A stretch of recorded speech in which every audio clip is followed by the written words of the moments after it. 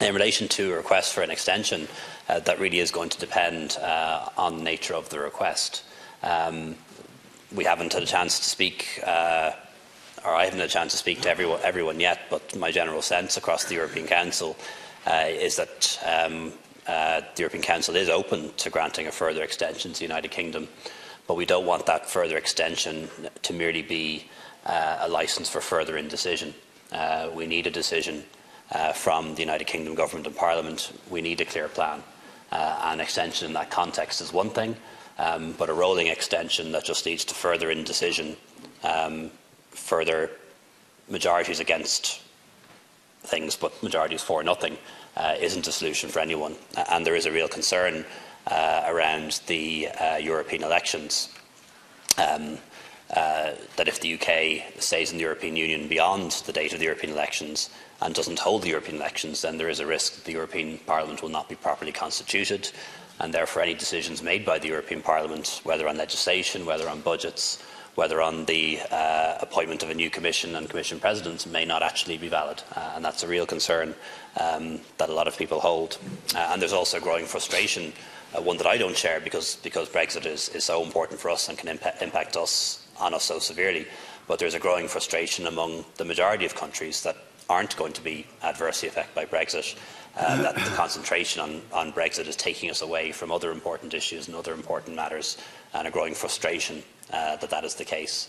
And that is worrying for us, needless to say. Just on Deputy Boyce-Barrett's questions, I don't wish to comment too much on the internal politics in the UK, but I do agree with him that Prime Minister May's offer to engage with the leader of the Labour Party, with Mr Corbyn, on Brexit to come to a compromise is timely.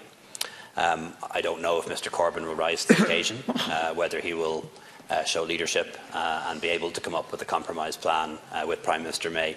I hope he does, but we'll see if that's what happens in the next couple of days.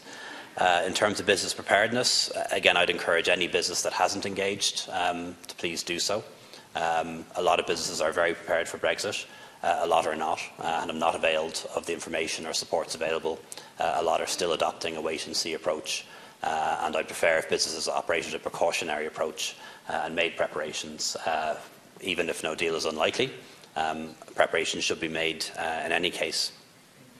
I did confirm about 2 weeks ago, if not in the House, certainly in interviews, that preliminary or rough discussions had begun on how we can meet our twin objectives. Those twin objectives being the protection of the Good Friday Agreement, on which the peace in Ireland is based, and also protecting the integrity of the single market and the customs union, on which our economy and our economic model and our jobs are based. And that is going to be really difficult, a really difficult thing to do.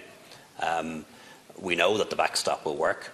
We know that the backstop will ensure that we have tariff-free, friction-free, quota-free, bureaucracy-free trade north-south. I don't know for certain that it's possible to come up with an alternative that does that, other than the UK remaining in the European Union or staying in the single market and customs union.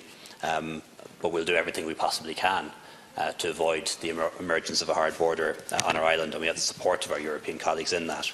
We know that some things can be done remotely. The collection of tariffs, for example, customs duties can be collected as other taxes are, either online or through tax offices.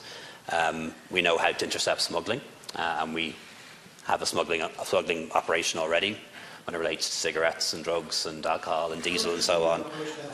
Counter-smuggling operation indeed, and that will have to be stepped up, and Deputy Burton is absolutely right about that, and we know how to counteract smuggling. When it comes to animal checks, it's much more difficult. Animal checks can only possibly be done physically by vets, and it's our view that those should take place at ports, that the island of Ireland should be treated as a whole when it comes to SPS, but that would require the cooperation of the UK. So all we can do at this stage is explore options without knowing what's going to happen, and that is what we're doing. And they're happening at official level, obviously, rather than government level. In relation to Deputy Hawley's question, I was asked what Chancellor Merkel's opinion was and what President Macron's position was. It's difficult for me to answer questions like that on behalf of other people. I'll have a chance, obviously, to speak with Chancellor Merkel in depth, one-to-one, tomorrow when she comes to Dublin. We didn't have that opportunity in Brussels a few weeks ago. But I did have the opportunity to spend an hour or so with President Macron yesterday, both one-to-one and with our teams. And I have to say I'm really heartened by the enormous support that France continues to demonstrate towards Ireland. As he said himself, that Ireland would never be abandoned by France or by the European Union. And whatever issues arise, if there is no deal, they're very much seen as shared problems, ones that Ireland will try to resolve with our partners like France, with the European Commission. So it's not a question of a big stick or us being put under undue pressure. But there are, of course, reasonable questions being asked as to how we will protect the integrity of the single market and the customs union. And we shouldn't make the mistake of thinking that protecting the integrity of the single market or the customs union is just a case of having to follow some awkward European rules or unnecessary regulations. Our economic model, our jobs, our prosperity is based on our economic model, which says that we're in the Eurozone, we're in the single market and we're in the customs union. And we can't have that compromised, in my view.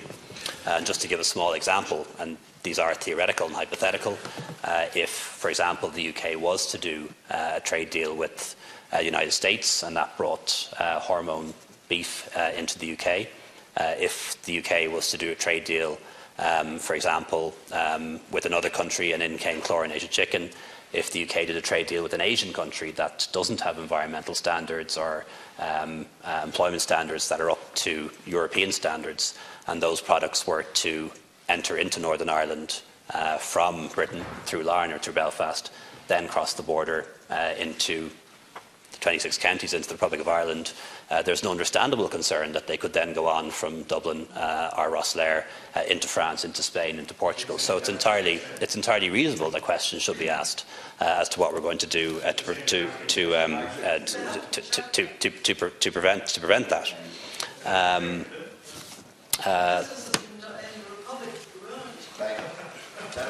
Used up all of the time. And Dalar Finnery of Uraclay.